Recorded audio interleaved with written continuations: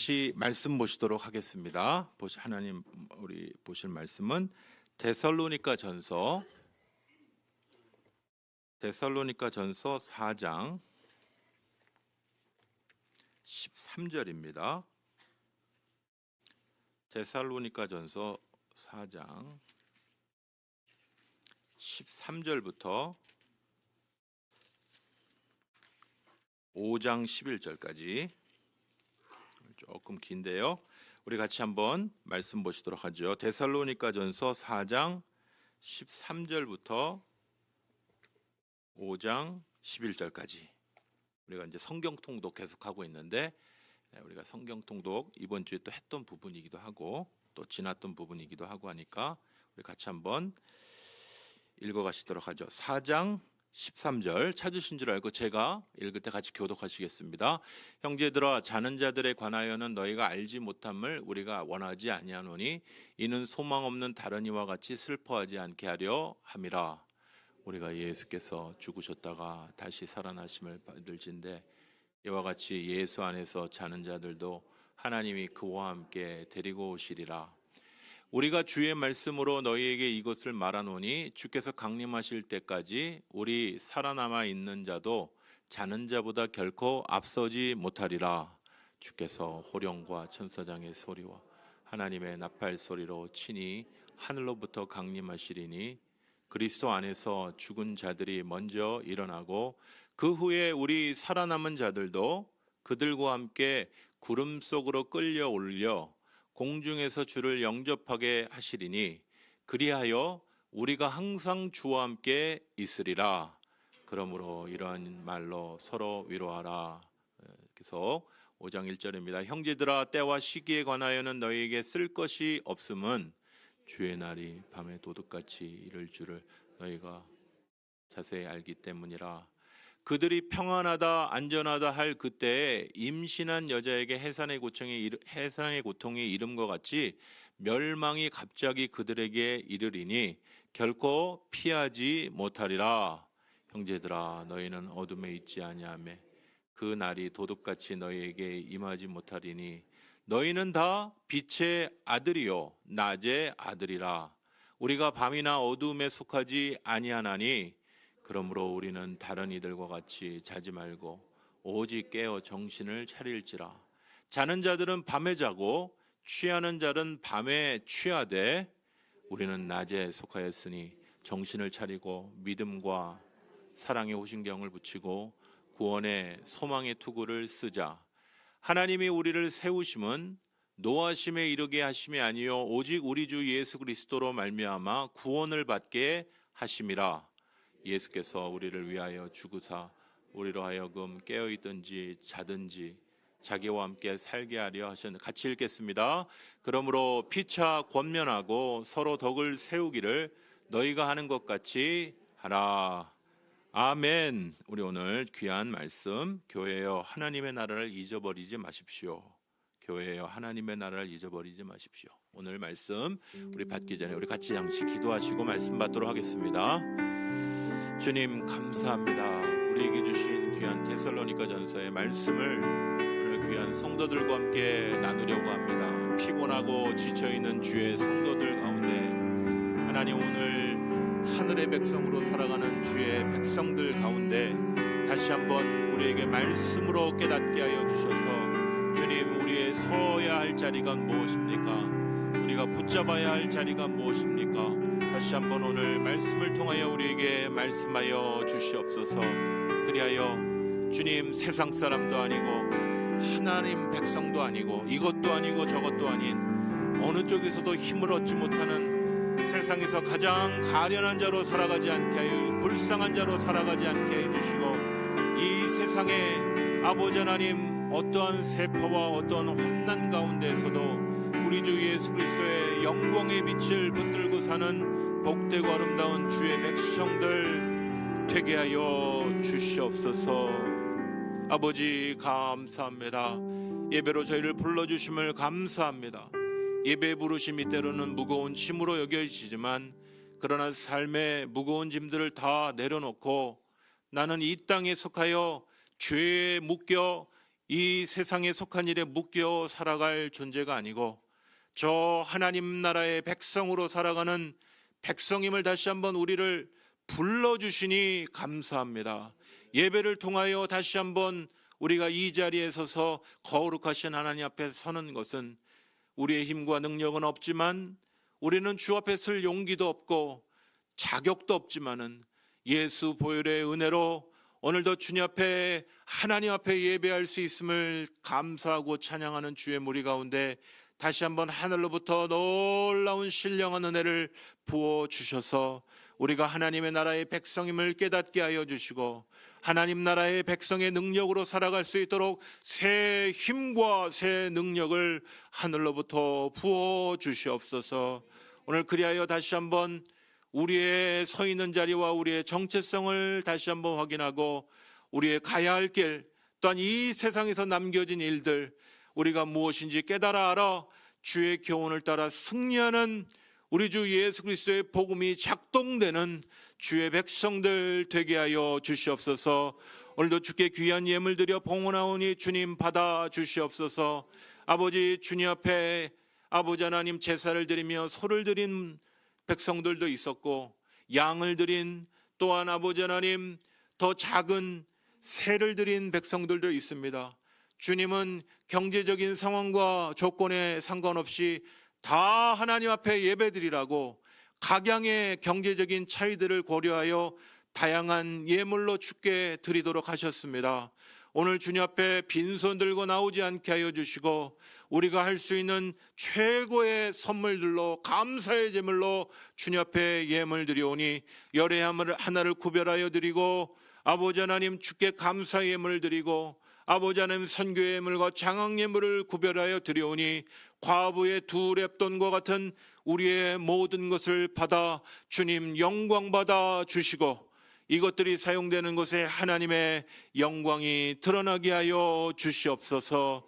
오늘 2024년 3월을 살아가는 특별히 40여일의 귀한 여정 가운데 주님의 고난과 부활을 더 깊이 생각하는 주의 백성들에게 다시 한번 오늘 우리에게 주시는 하나님의 귀한 음성을 듣고 다시 한번 성령 충만하여 세상 가운데 이기고 승리하는 주의 백성들 되게 하여 주시옵소서. 감사드리고 예수 그리스도의 이름으로 기도합니다. 아멘. 오늘 다시 오실 그리스도 7번째 시간, 교회여 하나님 나라를 잃어버리지 마십시오. 교회여 하나님 나라를 잃어버리지 마십시오 라는 제목으로 잠시 말씀을 나누도록 하겠습니다. 저희 교회가 지금 다시 오실 그리스도 앞에, 주보 앞에 보면 다시 오실 그리스도 이렇게 번호를 쭉 매기고 있죠. 저희가 이제 서신서부터 요한계시록까지, 서신서부터 요한계시록까지 쭉 말씀을 살펴보고 있습니다.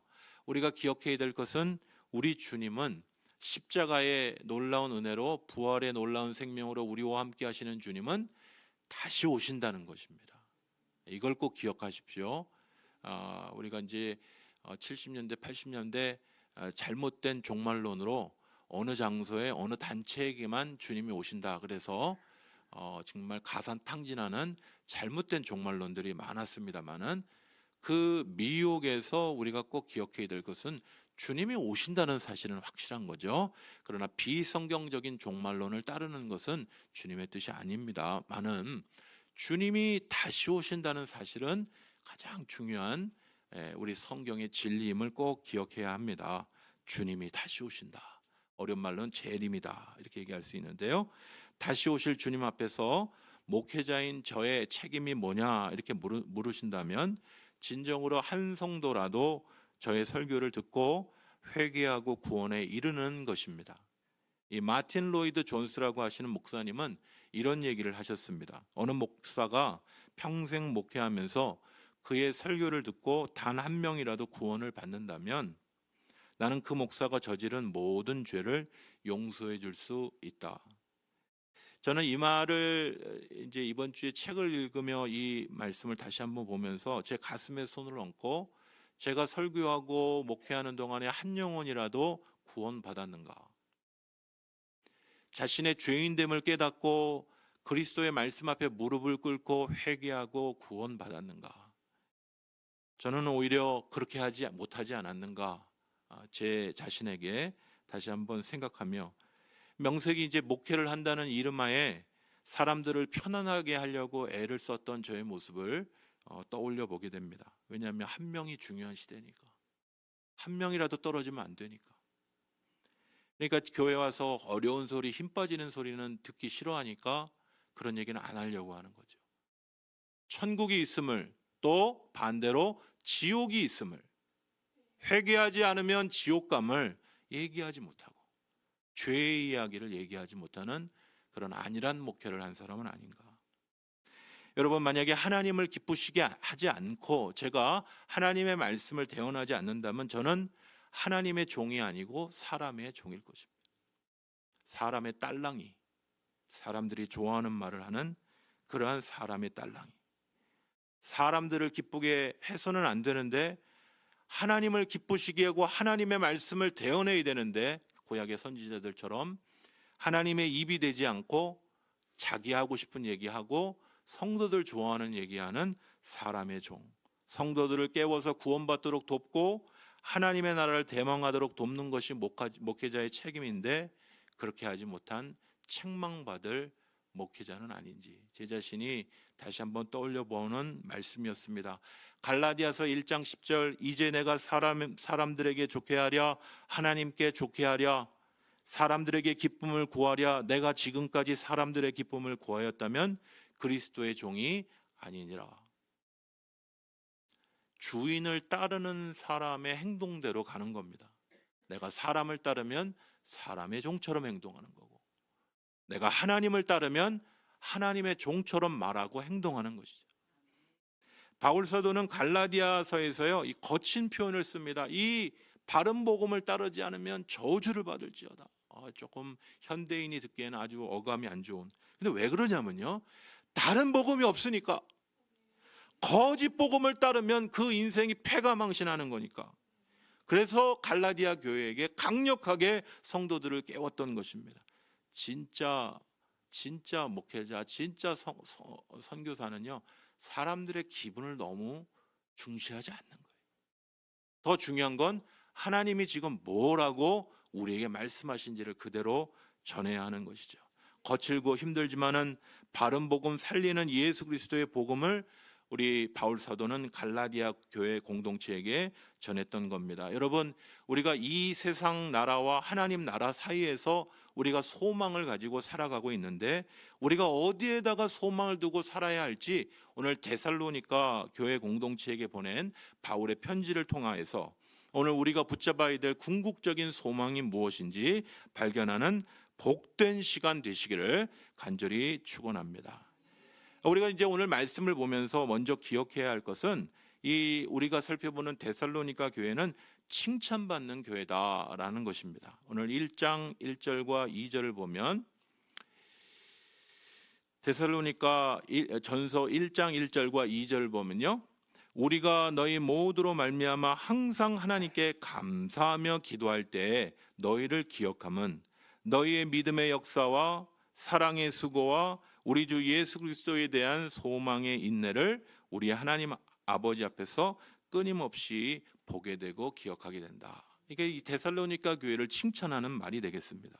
이 교회의 영적인 흐름, 데살로니가 교회의 영적인 흐름은 그들의 믿음의 역사에 나타난 것이고, 사랑의 수고에 나타난 것이고, 그리스도에 대한 소망의 인내로 나타났던 것입니다.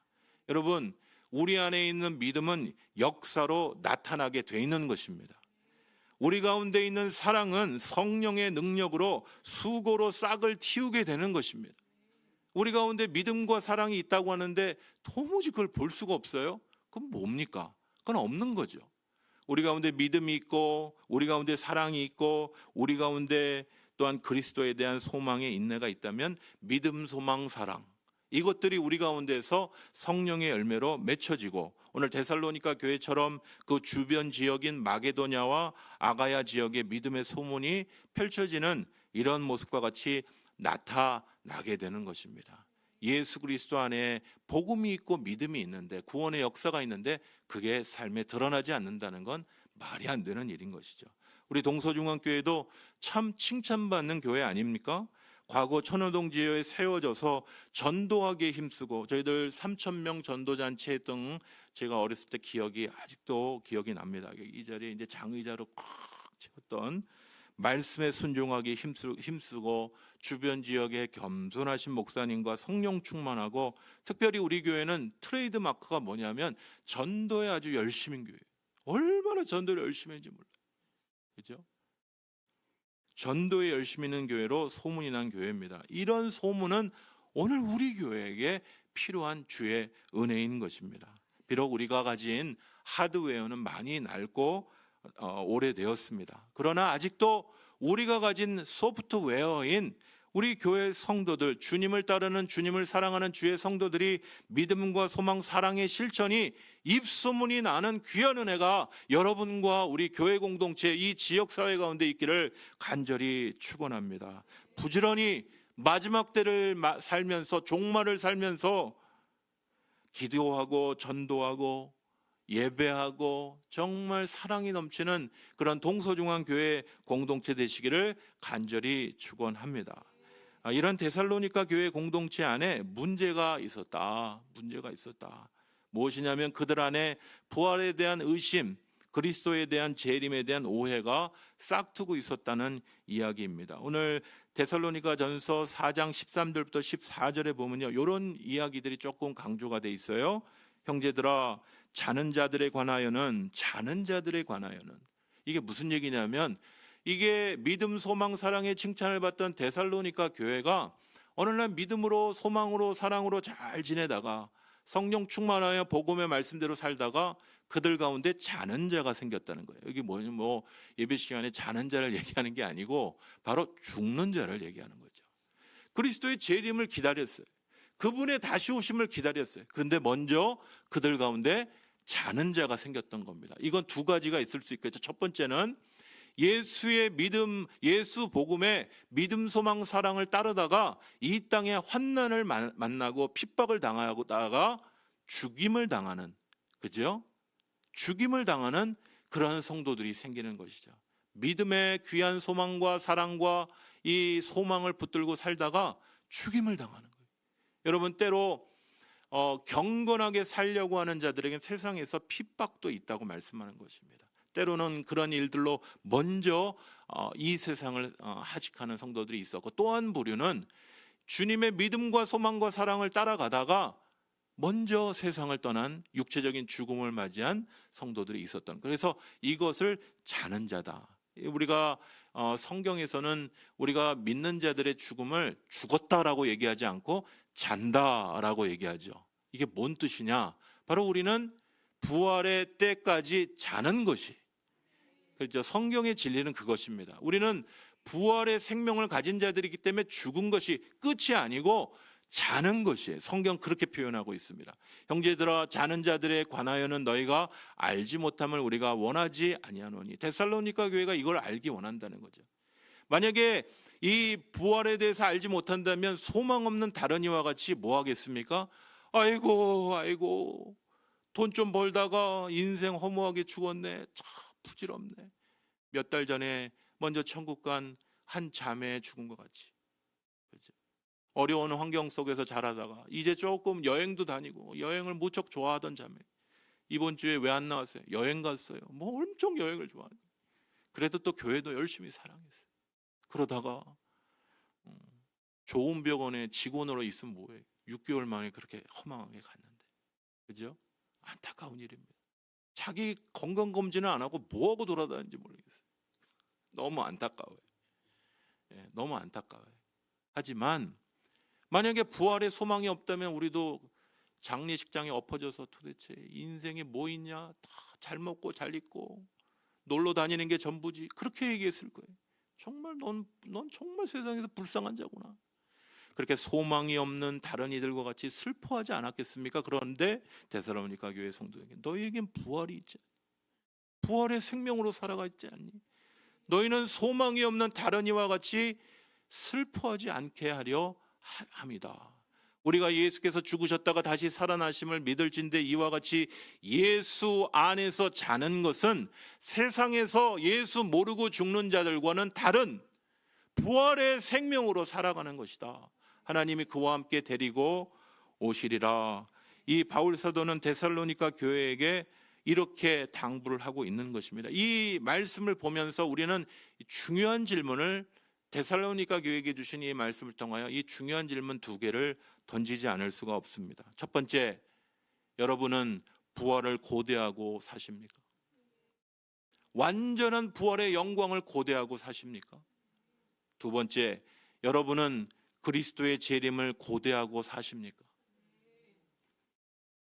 바울이 계속 말합니다. 데살로니가전서 4장 15절부터 18절에 보면 주께서 호령과 천사장의 소리와 하나님의 나팔 소리로 친히 하늘로부터 강림하시리니 그리스도 안에서 죽은 자들이 먼저 일어나고 그 후에 우리 살아남은 자들도 그들과 함께 구름 속으로 끌려 올려 공중에서 주를 영접하게 하시리니.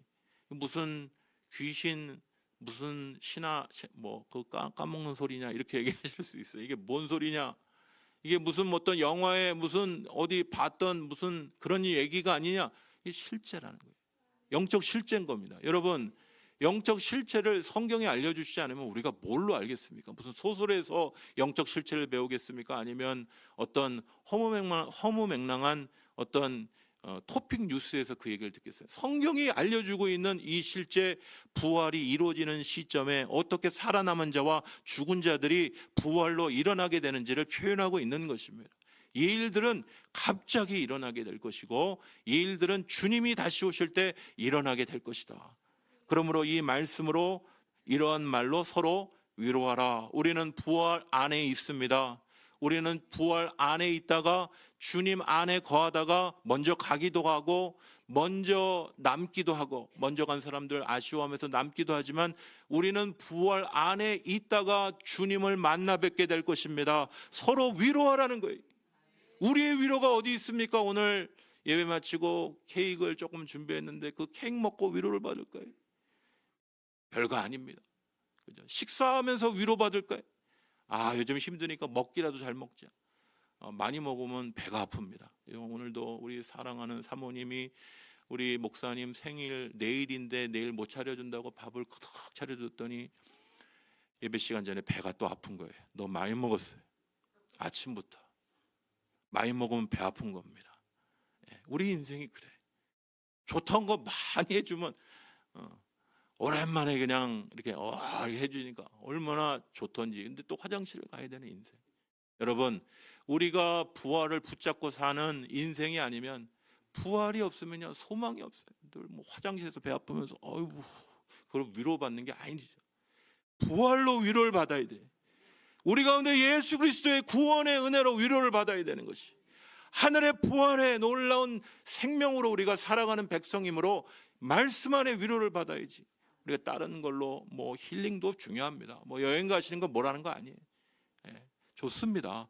그러나 우리의 위로는, 천국 백성의 위로는 예수 그리스도의 구원과 나 같은 죄인을 구원하여 주신 예수 그리스도의 귀한 구원과 나의 귀한 은혜 가운데 부활의 생명이 있다는 거.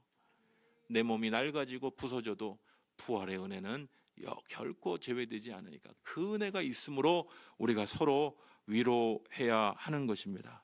이 데살로니가 교회 안에 죽는 자들이 생겼던 거예요. 그래서 이들 안에 믿음이 흔들렸는데 바울 사도는 그 흔들리는 믿음을 붙잡기 위하여 오늘 데살로니가 전서, 데살로니가 후서의 말씀을 통하여 그들을 위로하고 하나님의 말씀 앞에 이렇게 살라고 또 당부를 하고 있는 겁니다. 5장 1절부터 3절 같이 읽어볼까요? 같이 읽겠습니다.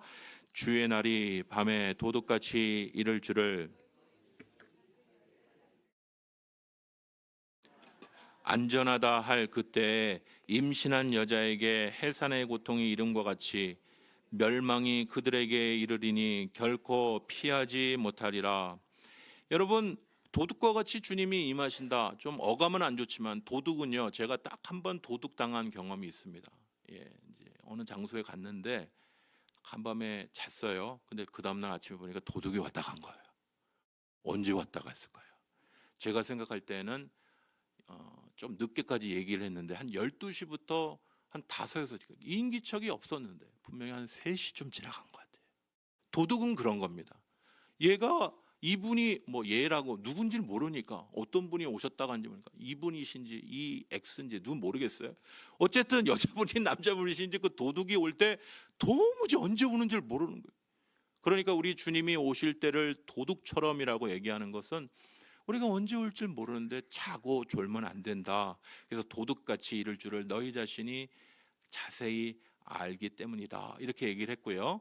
평안하다, 안전하다 할 때 이게 뭡니까? 임신한 여성이 야, 뭐 어떻게 되겠지. 10달 이제 애 낳을 준비를 하고 있어야 되는데 애 낳을 준비 잊어먹고 딴 생각하고 있다. 애가 나올 때 돼서 그때 정신을 차리고 있으면 멸망이 그들에게 이른다. 여러분, 해산한 여인이 자기가 해산할 걸 잊어먹는 그런 어떻게 보면 좀 심하게 얘기해서 답답하고 멍청한 행동에서는 안 되겠죠. 우리가 그러한 주의 백성이어서는 안 되겠습니다.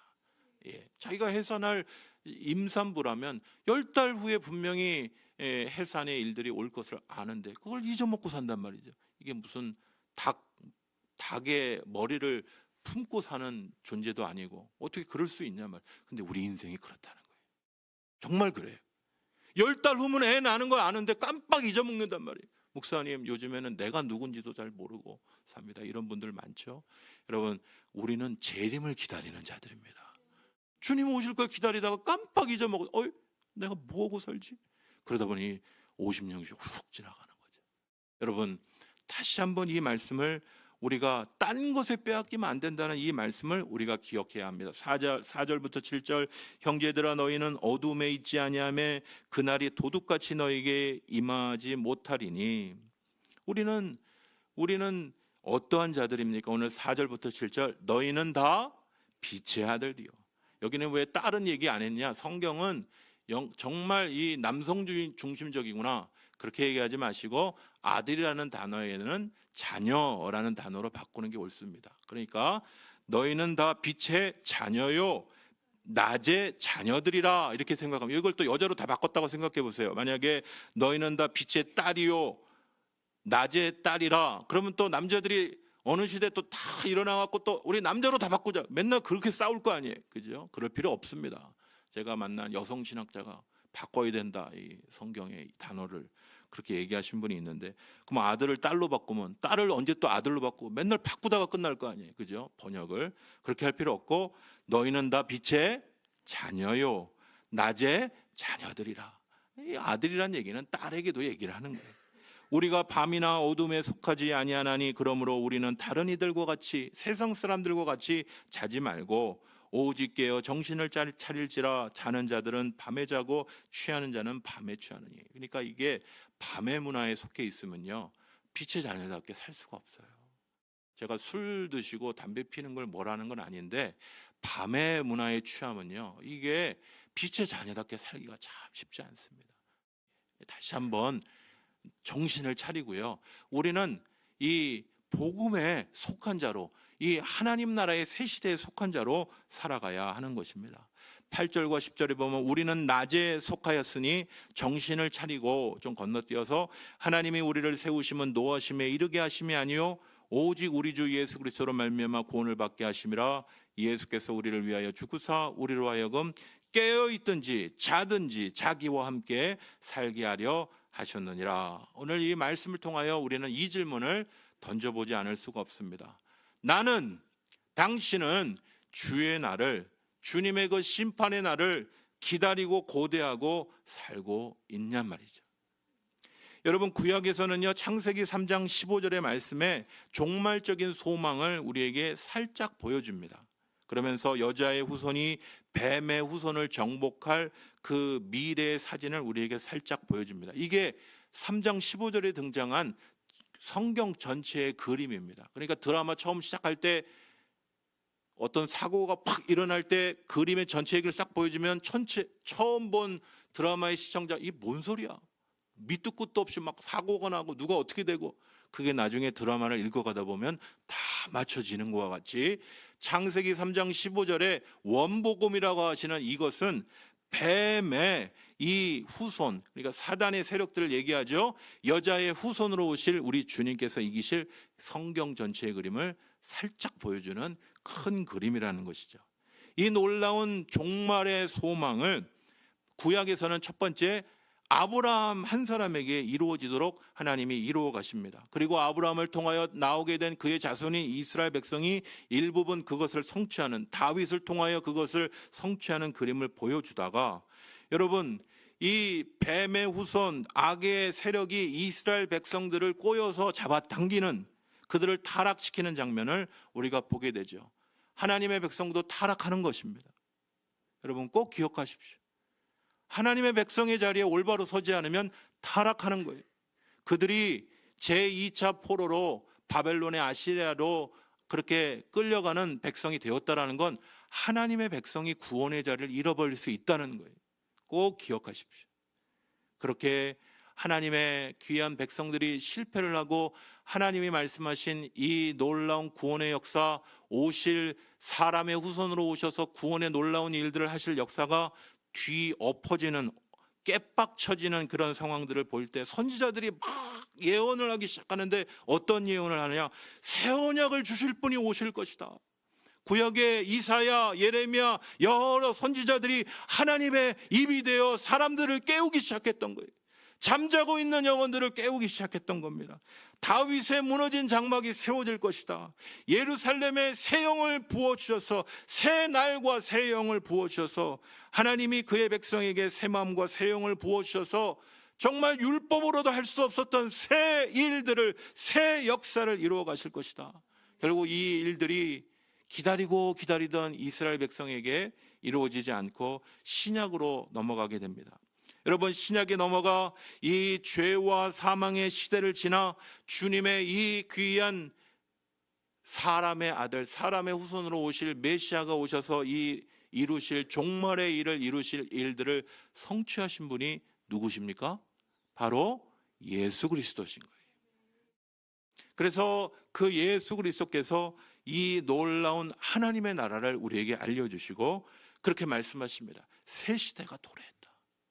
예수님 안에 새로운 시대가 도래했다. 이 예수님 안에 도래된 새로운 시대, 새 생명의 시대는 누구나 육체적으로 자신들이 하나님의 자녀로 알고 있던 유대인만이 아니라 그들도 회개하고 주님 앞에 돌아와야 될 뿐 아니라 이방인이라 할지라도 할례가 없고 이방인이라 할지라도 예수를 나의 구주 삼고 하나님 앞에 나아갈 수 있는 길이 열려 있음을 믿는 모든 자에게 하나님의 자녀가 되는 놀라운 은혜를, 그 은혜가 모든 백성들에게 열려 있음을, 종이나 주인이나 지난주에 말씀드렸던 대로 종도 하나님의 나라에 들어갈 수 있어요. 백정도 하나님의 나라에 들어갈 수 있는 것입니다.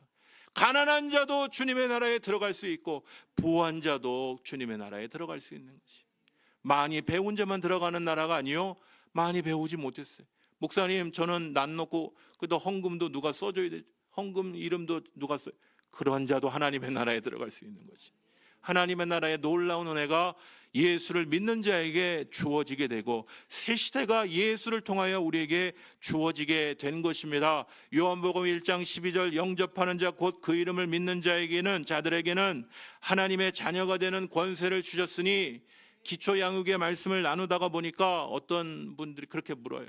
목사님, 내가 예수님을 영접한다는 그 일들 통해서 내가 정말 하나님 자녀가 된다고요. 목사님, 전 지금 아직도 술 담배 하는데요. 예수님을 믿으면 하나님 자녀가 된다니까요. 하나님이 말씀하셨는데도 믿지를 못해요. 목사님이 하는 말인 줄 알고 그러고 있어요. 그게 아니고 성경에 하나님이 약속하셨어요. 삶의 문제 걱정하지 마시고 먼저 예수님을 영접하십시오.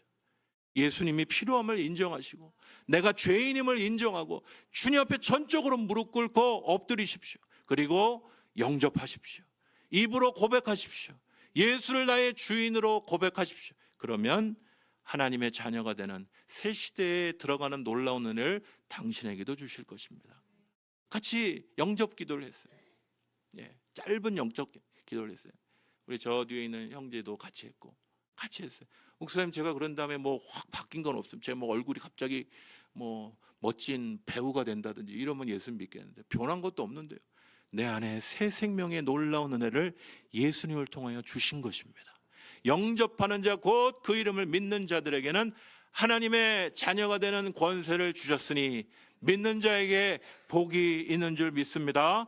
오늘 빌립보서 2장 10절과 11절 하늘에 있는 자들과 땅에 있는 자들과 땅 아래에 있는 자들로 모든 무릎을 예수의 이름에 꿇게 하시고 모든 입으로 예수 그리스도를 주라 시인하여 하나님 아버지께 영광을 돌리게 하셨느니라. 우리는 이제 예수를 우리의 주인으로, 예수님을 우리의 왕으로 모시고 예배하는 하나님 나라의 백성된 줄 믿습니다. 하나님 나라에 들어와 계신 분들이 부활의 생명을 누리고 경험하는 자들인 것입니다. 오늘 하나님 나라의 백성으로 그 통치 안에 하나님 나라의 통치 가운데 들어와 있고 예수와 함께 죽고 예수와 함께 부활한 생명이 다시 한번 미래의 완성을 기다리는, 주님의 재림을 기다리는 이 표를 잠깐 이렇게 표현을, 앞에 표현은 좀 잘 나왔습니다. 잠깐 소개를 드리면, 우선 우리가 십자가의 놀라운 예수 십자가의 부활로 바로 놀라운 귀한 은혜가 우리 가운데 이미 시작이 된 것입니다. 예수님의 십자가와 부활로 말미암아 우리 가운데 새 생명이 이미 시작이 된 거예요. 그것을 하나님의 귀한 은혜를 받았다, 이렇게 얘기할 수 있습니다. 우리의 옛 모습은 바로 이미 끊어지기 시작하고 이제 예수 그리스도의 새로운 시작이 시작된 것이고 바로 새 창조의 일이 벌써 우리 가운데 시작된 것이에요. 여러분, 우리 가운데 예수 그리스도로 말미암아 새 창조가 이미 시작이 된 겁니다. 그것을 우리는 구원이라고 부르는 것이죠. 주님과의 연합을 통하여 우리가 오늘 우리의 삶 속에서 구원을 경험하고 새 창조를 경험하는 것입니다. 이미 십자가의 놀라운 사건으로, 부활의 놀라운 사건으로 새 시대가 우리 가운데 시작되었음을 이미 우리에게 알려주셨습니다. 그런데 이미 시작된 우리 이 새 창조는 아직 완성된 것은 아니에요. 주님이 다시 오실 때 완성될 것이기 때문에 아직 완성된 것은 아니에요. 우리가 구원을 이미 하나님의 귀한 은혜로, 또한 구원의 놀라운 그리스도의 연합을 통하여 경험하고 있지만은 이 새 창조의 일이 이미 시작이 되었지만은 주님이 오실 때 그 완성을 볼 것이지만 아직 우리에게 완성된 것은 아니기 때문에 오늘 우리의 삶에는 긴장이 있게 되는 것입니다. 내가 구원받았다는데 왜 내 삶에 완전한 변화가 없는 거지? 술을 끊었다고 했는데 술을 끊지 못하는 사람이 나타나는 것이고, 예수를 믿었다는 사람이 또 세상에서 헤매고 돌아다니는 것을 보게 되는 것이고, 내가 하나님의 나라의 자녀의 백성인데 오늘도 말씀 안 보고 그냥 옛날 죄와 어두움 가운데 헤매던 모습으로 또 맨 땅에 헤딩하고 내 힘으로 살아가는 모습도 보는 것입니다. 구원받은 자들이. 그러면 그들에게 구원이 없는 걸까요? 아니에요. 그들에게는 벌써 새로운 새 창조가 들어와 예수 그리스도로 시작된 이 새 창조의 일이 시작이 된 것입니다. 우리 가운데 부활의 놀라운 은혜가 임한 것이, 구원의 통치, 부활의 통치가, 새 시대가 우리 가운데 임한 것이, 그러나 아직 완성되지는 않은 것이고, 우리 가운데 있는 옛 모습도 사라진 것입니까? 사라지지 않은 것입니까? 점점점 사라져가죠. 우리가 그리스도와 함께, 예수님과 함께 성령을 따라 살아가면 우리의 옛사람은 십자가에 자꾸 못 박고, 우리의 육신의 정욕들은 십자가에 못 박고 날마다 주 앞에 내려놓을 때 우리 가운데 옛사람은 죽고 다시 한번 우리의 새로운 정체성인 하나님 나라 백성이라는 주님의 나라를 기다리는 그 정체성을 붙들고 살아갈 때 승리하며 오늘 이 땅에서 구원의 놀라운 은혜를 날마다 누리며, 완벽하진 않아요. 완벽하진 않지만 주님 오실 때까지 그렇게 성화의 길을 걸어가는 자에게 주님 오실 때 완전한 영화로 들어가는 그 은혜가 주어지는 겁니다. 여러분, 이 도표만 알아도요, 신앙에 아주 큰 의미들이, 또 큰 방향들이 생기는 걸 볼 수가 있습니다. 이미와 아직, 이번 주에 바울 서신 같이 공부하신, 리딩 지저스 통해서 공부하신 분들은 이 부분들을 많이 조금 주목해서 보셨을 것입니다. 여러분, 이 데살로니가 교회 안에 왜 우리 가운데 이미 구원의 일들이 시작됐다고, 하나님의 새 나라가 시작됐다고 했는데 왜 우리 가운데 죽는 사람들이 있고 우리 가운데 문제가 있는 거지? 왜 고난을 당하는 거지? 아직 끝난 것은 아니지만 이미 시작된 그 나라는 주의 은혜 가운데 아직 완성된 것은 아니지만 우리 가운데 여전히 시작이 되고 우리가 주님 오실 그때 완성될 그 구원의 영광들을 향하여 우리는 걸어가고 있음을 잊지 말고, 긴장이 있죠. 긴장이 있지만 천국의 백성으로 살아감을 절대 잊지 말라고 바울 사도는 당부하고 있는 것입니다. 사랑하는 성도 여러분, 여기에서 꼭 기억해야 될 한 가지가 있습니다. 우리가 이 땅에 속하여 아직 우리가 구원받은 이후에 이 땅에서 뭐 갑자기 날아가 버리는 게 아니니까 이 땅에 살면서 헷갈리지 말 것은 우리가 하나님 나라 백성이고 주의 재림을 기다린다는 사실을 잊지 말아야 된다는 겁니다. 다시 한번 말씀드립니다. 하나님의 나라를 잊어버리면 안 되는 거예요. 여러분은 이 땅에 속하여 매여 있을 자들이 아닌 것이. 여러분은 주머니 꺼내서 지갑을 꺼내 보시면 서울 시민 주민등록증, 한국 시민 주민등록증 뭐 여권이 있으실 거예요. 그런데 여러분에게 하나 더 시민권이 더 있습니다. 예수 안에 구원받은 주의 백성들에게 시민권이 하나 더 있어요. 천국 시민권. 여러분 부활을 지금 살고 계신 거예요. 새 시대 속에서 사는 거예요. 절대 하나님 나라를 잊어버려서는 안 됩니다. 내가 도대체 어디 가고 있는지 뭐 하고 있는지 헷갈리면 안 됩니다. 이번 주에 우리 기초 양육이라는 것을 통해 또 1:1 제자 양육이라는 걸 통해 구원의 확신 점검이라는 질문을 던지고 이 교육을 좀 했습니다. 당신은 예수를 믿습니까? 예, 아니요, 모르겠음. 예수 그리스도가 지금 당신 안에 계십니까? 당신은 죄의 용서를 받았다고 확신합니까? 이제 하나님의 자녀가 되었음을 확신합니까? 당신은 영생을 얻었나요? 뭐 이게 구원파에서 뭐 길거리에서 무슨 이단이 우리에게 막 쫓아와서 하는 얘기처럼 들립니다. 근데 이런 확신이 없으면 안 돼요. 그러면 헷갈리는 거예요. 이 확신이 없으면. 누가 벌써 이거 물어봤는데 내가 이걸 알았나 몰랐나. 신앙생활 제대로 하는 분들은 이것에 의해서 답을 알 수 있어야 됩니다. 그죠? 6번, 당신은 구원을 받았습니까? 구원 받으셨어요? 나 요즘 좀 헤매고 있는데 구원 받았나? 구원 받으셨어요? 오늘 밤에 죽는다면 뭐 이 표현들은 좀 안 할 필요가 있습니다. 오늘 내가 주님과 함께 있는데 자꾸 왜 오늘 밤에 죽는다면 뭐 나중에 어떻게 가는 이런, 하지만 이런 확신이 있어야 되고, 당신은 성령을 받았습니까? 이런 부분들도 여러분 안에 확신이 없으면 안 돼요. 성령님이 안 계시면 예수를 주라 고백할 수가 없어요. 도대체 뭘로 예수를 고백하는 겁니까? 당신은 거듭났습니까? 내가 거듭났나? 헷갈리면 안 돼요. 그 옆에 있는 사람에 자꾸 묻지 마세요. 그 사람도 모르는데 자꾸 그 사람한테 물으면 나도 몰라. 네가 알아봐. 목사님한테 물어보든지. 우리 젊은이들은 우리 사역자도 없는데 누구한테 물어요? 나한테 물어보라고. 멸망의 심판을 받지 않을 걸 확신하십니까? 여러분, 우리가 이제 이번 주에 우리 리더들과 이 교육을 했는데 이제 1시간 첫 번째, 두 번째 시간을 나눴는데 대부분은 구원의 확신들이 다 있으세요. 나 아멘 확실합니다. 자꾸 캐고 들어가면 막 이렇게 되는 거죠. 예전에 오셨던 이재신 선교사님도 똑같은 질문을 몽골의 목회자한테 했다 그러죠. 당신 예수 믿으십니까? 다들 아멘 그랬다가 하나씩 캐고 들어가니까 자기가 안 믿는 게 자꾸 드러나는 거죠. 우리가 믿는다고 얘기하면서 안 믿는 우리의 모습, 구원받았다고 얘기하면서 구원받지 않은 모습이 나타나도 주님 앞에 그것 아멘으로 받아들이고 그렇게 나가시면 돼요. 뭐 굴릴 거 없어요. 나 하나님 자녀 백성인데 모를 수도 있죠. 그럼 새롭게 알고 배우면 고백하면 되는 거예요. 걱정할 필요가 없어요. 내 구원에서 빠질까 봐 걱정할 필요도 없습니다. 예수 안에만 있으시면 돼요. 오늘 박한수 목사님이라는 분이 참 귀한 책을 썼어요. 내가 구원받은 줄 알았습니다. 너무 좋은 책입니다. 꼭 기회가 있으면 한번 꼭 보세요. 너무 좋은 목사님입니다. 돌직구를 날리시는 분이셔서 너무 좋습니다. 이분이 오늘 우리가 사는 시대가 거짓 구원, 셀프 구원, 자기가 구원 받았다는 거예요. 자기 스스로 구원을 외치는 거예요. 특별히 누굴 얘기하냐면 이단들을 얘기하는 겁니다. 그러니까 저렇게 길거리에서 너무나 자연스럽게 서서 나 구원 받았는데 당신도 하나 가져가시라는 거예요. 지옥으로 자기만 가는 게 아니라 다른 사람까지 끌고 가려고.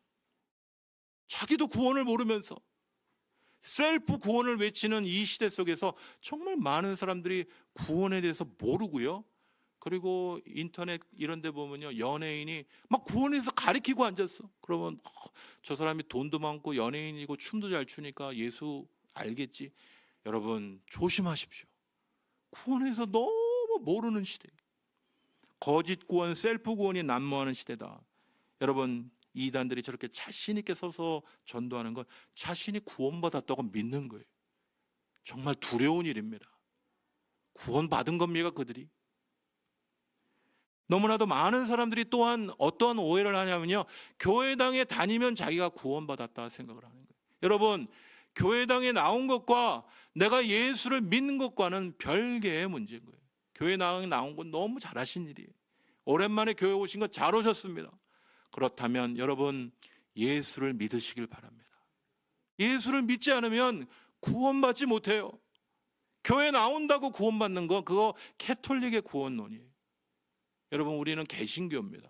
개신교는 내가 예수를 구주로 고백하고 나의 죄인됨을 고백하고 십자가 앞에 무릎을 꿇고 예수 구원의 십자가를 받아들이고 회개하고 돌이키는 자들, 그들이 얻는 것이 구원인 것이에요. 여러분, 우리가 이런 잘못된 구원에 빠져 있거나 셀프 구원에 빠져서는 안 되겠습니다. 우리는 정말 구원받은 걸까요? 이 박한수 목사님이란 분이 이 거짓 구원의 이런 여러 모습 중에 거짓 구원의 이유들을 설명을 하고 있습니다. 거짓 구원의 이유는 첫 번째는요, 잘못된 구원의 이유, 죄의 각성이 없는데 자기가 구원받았다는 거예요. 여러분, 나의 죄인됨을 모르고 구원은 없습니다. 성경은 절대 자신의 죄인됨을 고백하지 않은 구원에 대해서 얘기한 적이 없어요. 지난번에도 말씀드렸죠. 영지주의적인 구원론을 자기가 뭘 깨달았대요. 예수를 고백하지 않았는데 자기가 뭘 깨달았대. 깨달음으로 구원받는 게 아니고 예수를 믿음으로, 예수가 나의 구세주 되심을 믿음으로, 회개함으로, 돌이킴으로 우리가 구원을 받는 것이, 은혜로 구원받는 것이. 두 번째, 이 잘못된 구원의 여러 모습 중에 요즘 제대로 가리키지 않기 때문이다. 서두에서 말씀드렸죠. 목회자인 저를 비롯해서 성도들 빠져나갈까 봐 어려운 얘기 안 해. 죄 얘기 안 하고, 그 얘기하면 내가 구원 안 받았다는 얘기예요. 당신이 정말 구원받았다면 말씀에 의거해서 다시 한번 당신 자신의 믿음을 점검해 보십시오. 막 짜증내면서 막 화내고 싸우니까 그냥 다 주일날 설교 때 다 재우는 거죠. 다 재우면, 재웠다가 가면 뭐 구원 받았겠지. 다 지옥 가게 만드는. 여러분, 목회자가 정말 주님 앞에 제대로 가르치는 은혜가 있어야 돼요. 제대로 가르치면 또 제대로 들어먹어야 되는데 듣지는 않으려고 하고, 그죠? 설교 뭐 많대. 여러분, 그 수많은 목사님이 여러분을 구원으로 이끄십니까? 정말 제대로 가르치는 목사님이 계시면 그분 앞에 제대로 듣고 제대로 돌이키십시오. 그리고 한 교회를 정해서 제대로 다니십시오. 이곳저곳 유목민처럼 돌아다니지 말고, 노마드라고 하죠. 영적 노마드. 막 이곳저곳 돌아다니면 이 사람 좋다, 저 사람 좋다. 좋으면 좋은 걸로 믿고 제대로 신앙생활을 해야죠. 그죠? 제대로 좀 믿으려면 제대로 믿고, 그죠?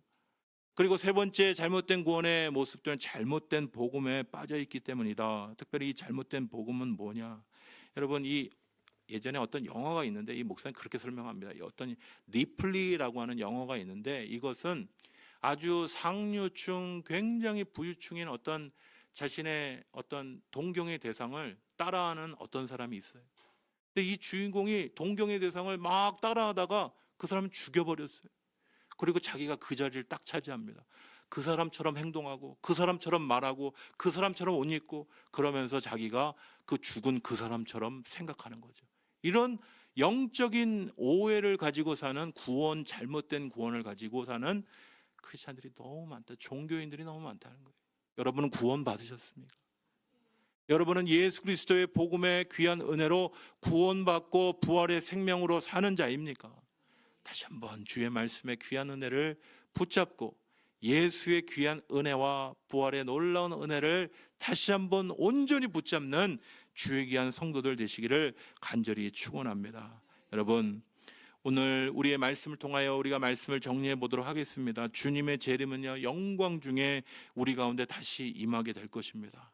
여러분, 주님이 재림하실 때 두 종류의 사람이 나타날 것이, 하나는 주님 어서 오십시오, 나 같은 자도 하나님의 자녀 삼아주시니 감사합니다, 어서 오십시오, 그렇게 부르짖을 자가 있을 것이고, 또 하나는 아이고 어쩝니까 주님, 좀 이따 오시면 안 됩니까? 아직 준비 안 됐어요 주님, 아직 속옷 입고 있는데. 여러분, 주님 앞에 주님의 재림을 기다리는 하나님 나라의 백성으로 살아가야 될 줄 믿습니다. 주님의 다시 오심을 기다리는 백성으로 살아가야 합니다. 예수님을 통하여 새 시대가 우리에게 임하였으니 그것을 맛보고, 여러분, 새 시대에 놀라운 예수 그리스도의 은혜를 맛보고 살고 계십니까? 부활의 놀라운 은혜를 맛보고 살고 계십니까? 위의 것을 찾고 살고 계십니까? 당신의 나머지의 삶을 경건과 거룩으로 주님의 오실 날을 기다리는 거룩하고 흠이 없는 백성으로 살아가고 계십니까? 그날이 도적같이 오리라 말씀하신 이 말씀을 기억하고, 우리가 주님 오실 때 나 바위야 산이야 나를 가려라가 아니라 주님 어서 오십시오, 주님을 맞이할 수 있는 주의 백성들 되시기를 간절히 축원합니다. 다시 한번 주님이 오실 날을 기다리는 백성으로 우리가 어떻게 살아가야 할까요? 첫 번째, 여러분, 주님이 다시 오신다는 사실은요, 한 가지, 아직 기회가 남아있다는 거예요.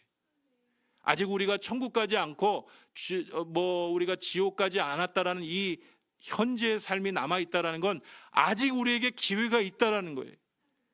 첫 번째, 죄인에게 회개의 기회가 남아있다는 뜻입니다. 아직 기회가 남아있으니 회개하고 돌이키면 되는 것이, 자꾸 뒤로 미루지 마시고, 내 과거에 난 제대로 하지도 못했는데 다시 한번 죄인에게 회개의 기회가 있음을, 아직도 세상에 묶여서 술 담배하고 뭐가 뭔지도 모르고, 여러분, 주님은요 그런 거 별로 중요치 않다고 생각하세요. 더 중요한 건 여러분과 주님과의 관계가 회복되길 원하시는 것이에요. 다 내려놓고, 십자가 앞에 내려놓고 주님의 놀라운 은혜를 받아들이시고 영접하는 귀한 백성에게 주시는, 주를 신하는 주의 백성에게 주시는 놀라운 회개의 기회, 구원의 기회를 붙잡으시길 간절히 축원합니다. 감옥에 있는 자들, 그죠? 우리가 저런 사람들도 예수님 당시에 보면 죄인과 다 세리들, 다 저런 사람들은 지옥 갈 거야. 그 사람들이 예수님의 은혜를 누렸어요. 그죠? 예수님 옆에, 양옆에 죄인들 다 지옥 갈 사람들로 여기는 자들인데, 예수 믿으면 구원의 은혜가 임하는 것이에요. 그러나 반대로 아직 기회가 남아있다라는 것의 반대 이야기는, 아무리 교회 생활을 오래 했어도, 자신의 직분이 무엇이, 목사 할아비, 기독교 집안 다 필요 없습니다. 예수를 나의 구주로 모시지 않고 회개하고 돌아서지 않는 자에게는 영원한 심판이 있는 거예요. 아직 기회가 남아 있습니다. 여러분은 정말 주님 맞이할 준비가 되어 계십니까?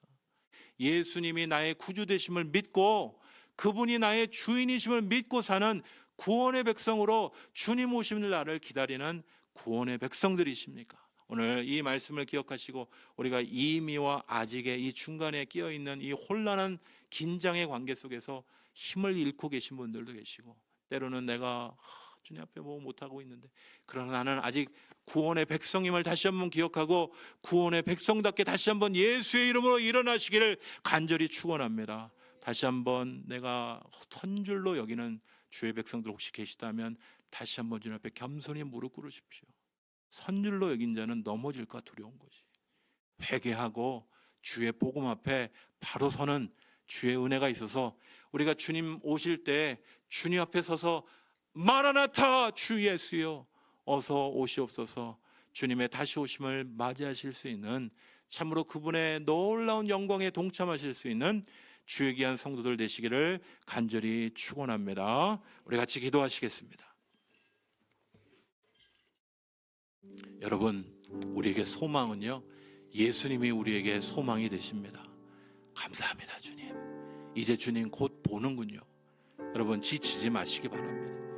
아유, 내 몸과 마음이 너무 지쳐 있어요 목사님. 주님의 은혜가 가까이 올 것이, 열심으로 주님을 더 천국 백성으로 섬기는 귀한 은혜가 있기를 원합니다. 혹시 우리 가운데 회개하지 못한, 아직도 옛 삶을 정리하지 못한 분들 계십니까? 다시 한번 십자가 앞에 다 내려놓으십시오. 주님은 다시 한번 그 놀라운 은혜로 여러분을 구원의 놀라운 자녀 삼기를 원하십니다.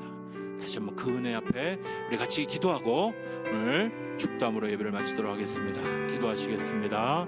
하나님 아버지 감사합니다. 주님의 다시 오심을 아버지 하나님 혼란스럽게 받아들였던 데살로니가 교회 성도들에게 다시 한번 주님의 다시 오심의 귀한 말씀을 명확히 설명하여 주는 귀한 데살로니가, 이 귀한 말씀을 오늘 우리에게 주셔서 감사합니다. 주님, 2024년 3월의 귀한 한날, 우리는 주님의 재림을 기다리는 자로 살아가고 있습니까? 주님 사랑하는 주의 백성으로 살아가고 있습니까? 아니면 주님의 재림을 기다리지만 이것도 못하고 저것도 못하고 땅의 것만 바라보고 한숨 푹푹 쉬며 살아가고 있습니까? 다시 한번 내게 하나님의 놀라운 은혜를 주셨음을 다시 한번 기억하고 내 눈을 들어 주의 영광을 바라보며 주님, 이 땅에서 하나님의 나라를 바라보며 살아가는 자로 살아가길 원합니다. 성령 하나님, 우리를 붙들어 주시고 구원의 놀라운 은혜에 우리를 참여시켜 주십시오. 기도하는 주의 백성들 가운데 주의 놀라운 은혜, 아버지 하나님 참여하는 귀한 은혜가 넘쳐나게 하여 주시옵소서. 오 주님, 우리에게 부활이 없다면 세상에서 가장 가련한 자입니다. 세상에서 누림도 받지도 못하고 이리저리 쫓겨다니고 주일에도 늘 분주하고 먹고 사느라 바쁜 우리에게 구원도 없다면, 우리는 세상에서 부활도 없다면 우리는 세상에서 가장 가련한 자들입니다. 그러나 오늘 주님은 말씀하십니다. 오늘 이미 우리에게 시작한 구원의 놀라운 일들 가운데 이제 곧 주님 오셔서 완전한 구원의 일들로 영광 가운데 우리의 구원을 완성시켜 주실 주님이 다시 오심을 기다리니 다시 한번 우리는 세상에서 가장 복된 백성임을 기억하게 하여 주시고, 오늘 성전을 일어나기 전에 우리의 마음에 하나님이 주시는 놀라운 저 구름 사이를 뚫고 아버지 하나님 밝게 빛나는 한 줄기 빛처럼 우리의 인생 가운데 비춰지는 놀라운 구원의 은혜가 우리의 심령 가운데 부어지는 놀라운 축복을 이 귀한 시간 허락하여 주시옵소서. 감사드리고 예수 그리스도의 이름으로 기도합니다. 아멘. 모두 일어서셔서 우리 주 하나님 독생자 예수 같이 부르시고 축도함으로 예배를 마치도록 하겠습니다.